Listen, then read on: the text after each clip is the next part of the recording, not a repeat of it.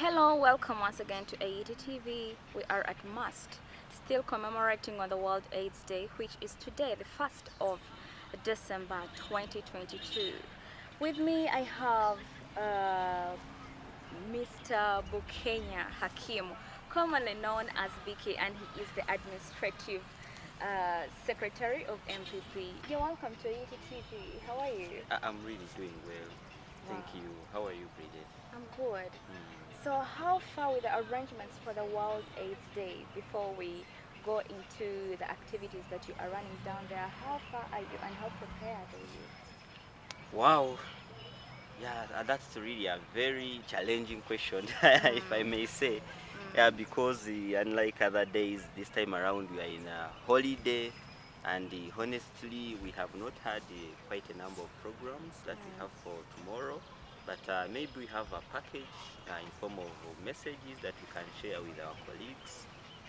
But we do not have a special kind of arrangement for a particular day, although we okay. do celebrate it.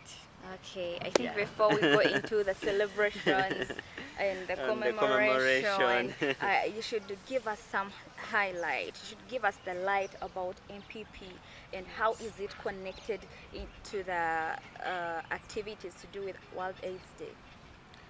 Okay, thank you very much. Must Peer Project, or also known as MPP, Mm, is completely a peer education project which was established with the aim of addressing sexual reproductive health issues.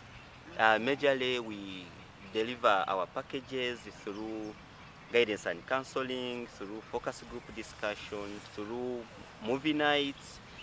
We also come in days like this. For example, the World AIDS Day. We come we have the Health Week.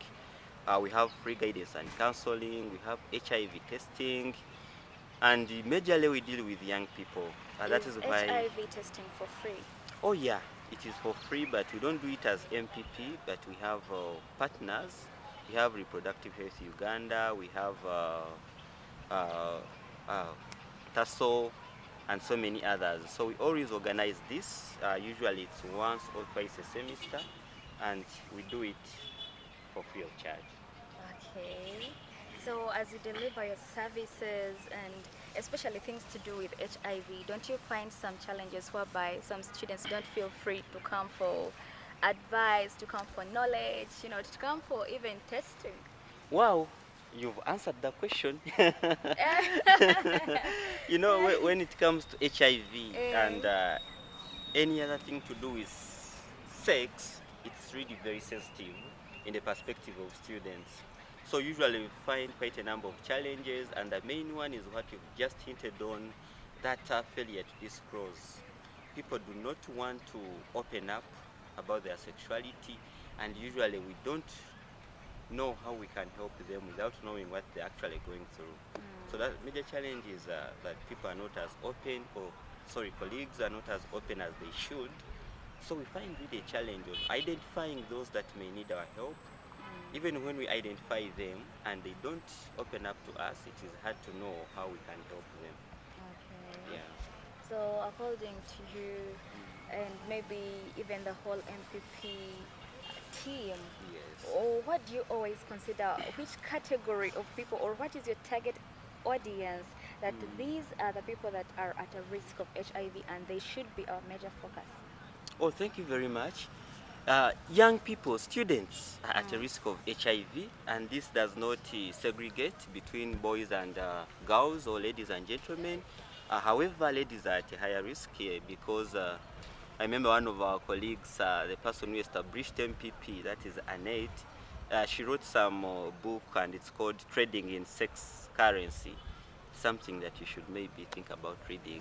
And you realize that this young generation has so much got involved in trading in sex currency. And what I mean, transactional sex is the order of the day. Sex for something. For instance, we are reading, and maybe you find someone who should help you with your discussions. But as I'm discussing for you, I expect you to give me something maybe at night, because usually this is happening in the rooms. We have sex between, sexual relationships between or among students themselves, but then we also have these relationships among a few lecturers. So you find that the ladies are at a little bit higher risk because of that transactional sex, which actually does not cut across generations. So they are engaging in transactional, transgenerational kind of sex. They are undergoing sex coercion and perceived coercion, all sorts of sexual violence. So I really find that for the few years I've been at MAST and as a peer educator, ladies of this university are a little bit more exposed as compared to their gents counterparts. Okay. Yes. So, under MPP, which communities do you always like when you are to do outreaches? You said that outreach is part of your Yeah, exactly. services. Yes, yes. So, how do you consider the specific areas that you go into for outreaches? Do you just sit and you're like, I think it's Kashanyaras that we should target today. I think it is Tasso or Okay, thank you very much. It's such a wonderful question. In fact, when we are beginning a semester, we have a well drafted work plan that we follow. And usually that work plan has been designed in consideration of the population of students because regardless of the message we deliver, which is actually general and would serve the entire community even when they are not students, but our target population is students. So as we are drafting our work plan, the priority is communities with the highest number of master students, and usually we organize that depending also on the exposure, because you know there are those places that are a little bit more exposed than others. I won't mention them because I know students will come for me.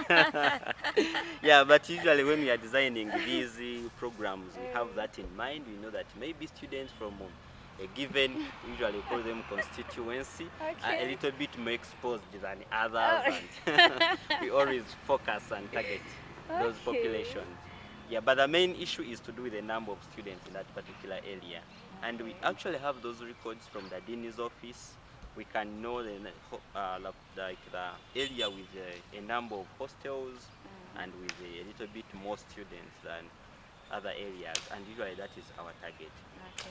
Yes. So now, basing on the communities that you've selected and the kind of gender that you've targeted, uh, what is always the feedback that you get at the end of maybe the semester? Is it always a positive one, a negative one? Like, how do people take in what you deliver? Yeah, thank you very much. Maybe to just use a single word, I would say it's always amazing. Eh? Because we always fight religious battles as we are trying to deliver the message that we deliver. Because usually as we are moving to these communities, we move with our gadgets of protection, that's condoms. So usually we are called condom distributors. And we are usually we are taken as not being as religious as we should be. And yes, you're trying to deliver this message. Of course, the fact is we have a lot of sexual activities among the youth, but this is not something that they want us to talk about. So yes, you're talking about protection. In fact, the student knows that they are engaging in sexual activities, but they don't want you to openly help them. In other words, they wouldn't wish that you know that they are doing what they are doing. Hopefully, I mean, we cannot conclude that they are doing it, but truth is they are actually doing it.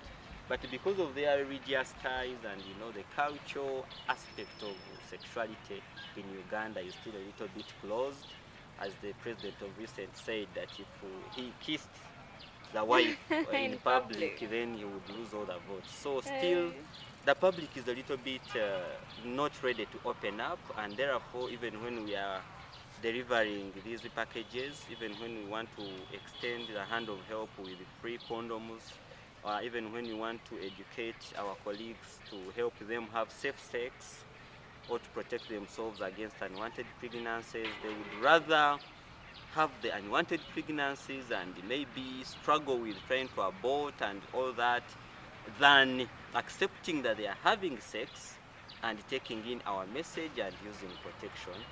So we still have a serious challenge with that. hopefully one day it will change. Okay, so the main challenge is on this distribution of the protective measures, the protective elements, if I can say that, like condoms. They do not take them in. To summarize the challenge, it Yeah. is religion versus peer education. Okay. Yes. All right. Thank you so much. You're welcome.